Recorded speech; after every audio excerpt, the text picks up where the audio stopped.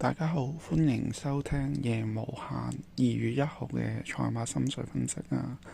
廢話少説，咁我今日跑呢個4歲功名嘅經典一哩賽啦，都幾吸引下嘅，因為隻馬嘅實力差唔多。咁呢場賽事我都係揀翻第8場啦。跑呢個1650嘅4歲功名經典一哩賽啦，俾4隻機會馬俾大家參考咯，1號、2號、3號同8號咯，咁啊大家參考下。跟住就以下就係我有啲場次嘅心水。希望可以幫到大家。第一場就我比較中意13號運籌帷幄，咁啊貴神呢個馬房就近排又大熱啦，咁啊都呢隻馬都配希威森嘅，咁可以買 pace 咯。咁啊最擔心就係最強對手就係大熱門啦，智力之城啦。咁第二場我比較喜歡就係6號嘅智勝大師，咁我相信潘一哥揀嚟騎呢就必有所圖嘅，佢同沈集成都幾合拍嘅，咁又買 Win Pay 啊。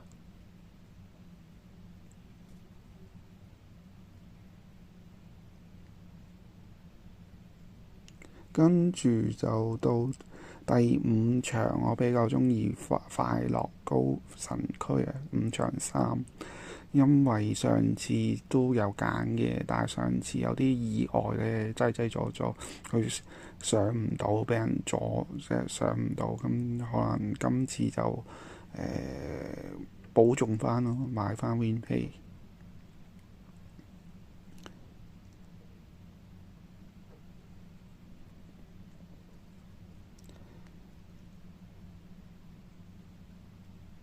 咁就最尾嗰場就提供11場2號韋金主就而家韋達就成日冇贏馬呢，咁啊小道消息就琴日就敗咗神啦，咁啊最有機會係呢隻馬咯，韋金主買 Win Pay 啦。